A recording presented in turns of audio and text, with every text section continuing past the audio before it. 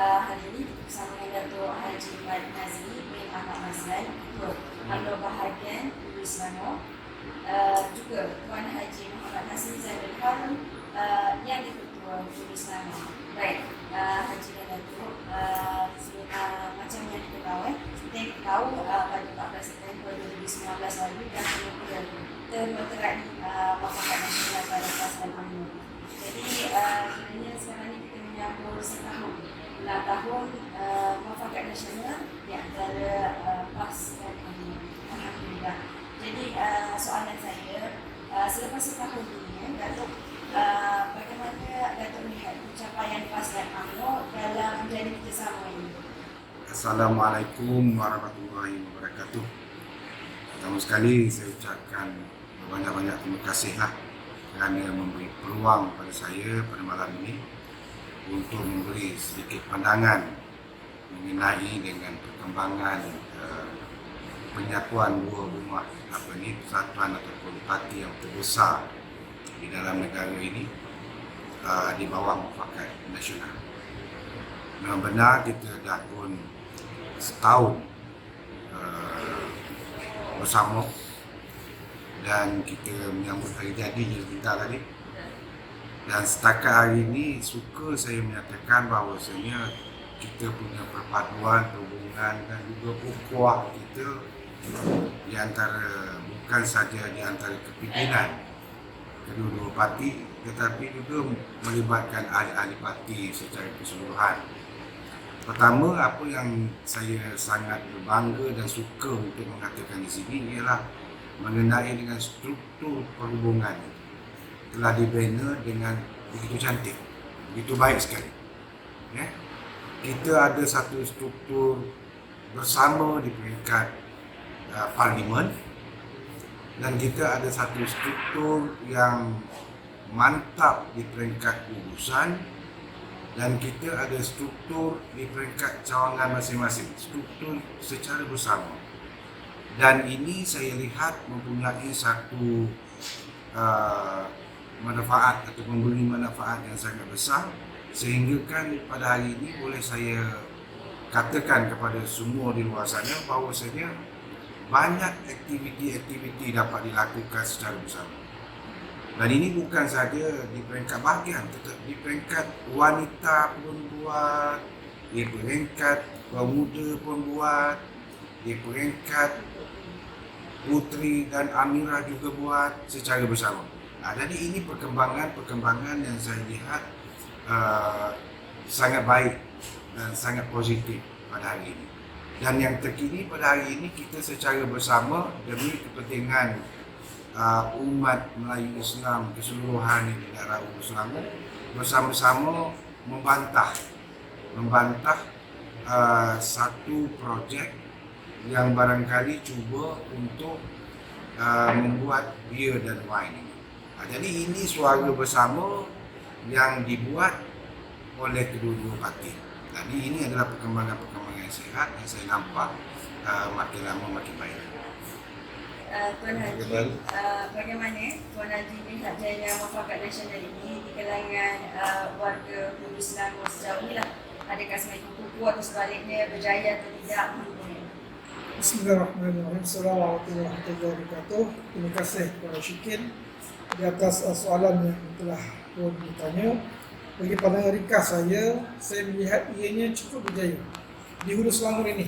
Kalau kita lihat di Malaysia pun, hanya Selangor saja yang telah bermulanya sekretariat yang ketika itu Datuk Ahmad Nazri sendiri sebagai pengurus perhubungan ketika itu, dan telah turun ke peringkat kawasan. Dan apabila arahan ataupun pimpinan suruh membuat sekretariat ini, Selangor tak ada masalah, kita dah boleh buat. Dan di peringkat Hulu Selangor sendiri kita dapat melihat sendiri banyak program-program bersama telah dilaksanakan, termasuk pada malam ini, besok pagi dan juga minggu hadapan ada program-program yang susun.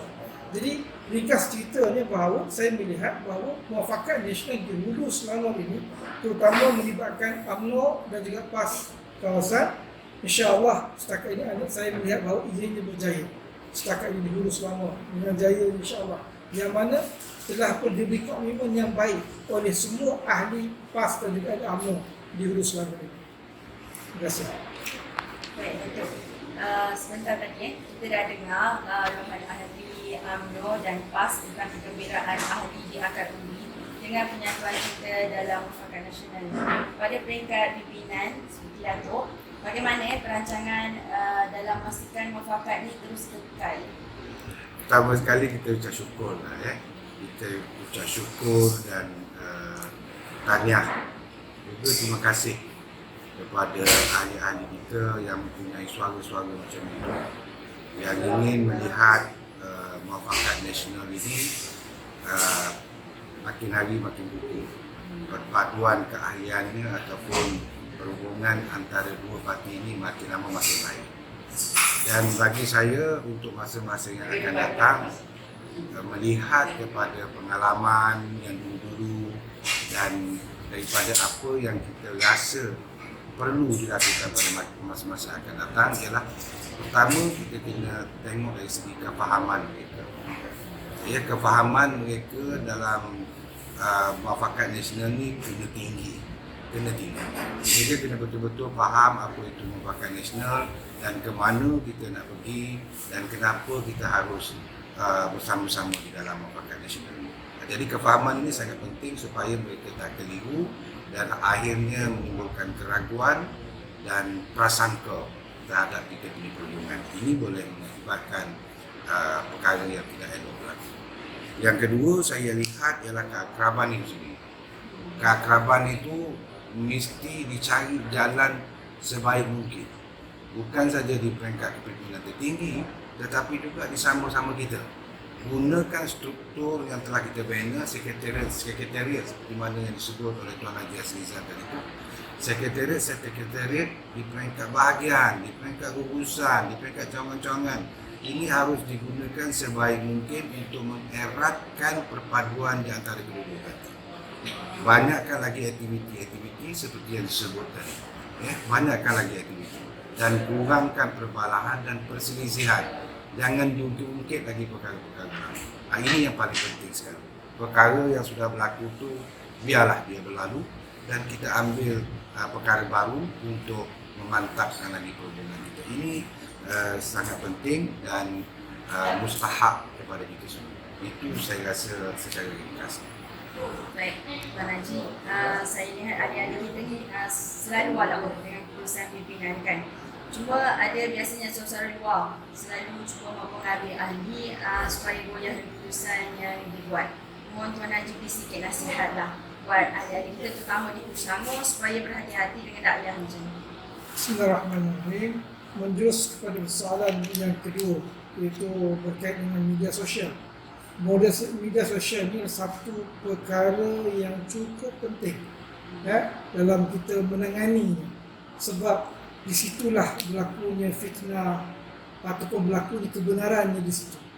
Jadi saya menasihatkanlah kepada ahli PAS dan ahli UMNO ataupun mufakat nasional, sebaik-baiknya kita berhati-hati dalam atas apa juga isu, sebab ianya dikesan yang cukup besar, dan pastikan kita menerima info yang tepat. Jangan sampai info yang kita terima terus sebar. Ini satu kerugian bagi kita, sebab info sebenarnya musuh kepada kita, tetapi kita menyebarkan, yang mana kita menolong untuk menyebarkan info-info tersebut. Dan yang keduanya, pastikan ada info berbentuk mendidik, yang mana kita menggunakan media sosial ini lebih kepada mendidik kepada masyarakat.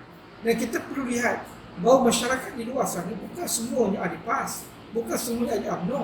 Mereka inilah rakyat yang nak mengundi. Kalau kita satu info yang tidak tepat, alangkah satu kerugian bagi kita, sebab kita ahli PAS, kita sendiri yang menyebarkan satu benda yang salah, ataupun ahli UMNO menyebarkan benda yang salah. Jadi nasihat saya kat sini ada lebih berhati-hati, dan segala info-info yang diterima mestilah bertanya di peringkat pimpinan dahulu sebelum nak menyebarkan. Sebab pimpinan yang lebih tahu tentang perkara-perkara yang kita mungkin tidak tahu. Oleh sebab itu saya menekankan di sini, baik UMNO juga PAS, pastikan setiap info yang diterima hendaklah ditapis dan hendaklah bertanya kepada pimpinan terlebih dahulu sama ada ianya betul atau tidak dan perlu disebarkan atau tidak. Itu cukup penting. Dan jangan sekali-kali kita menyebarkan fitnah. Kalau kita sebarkan fitnah, samalah kita seperti mereka. Okey, itu saja. Terima kasih.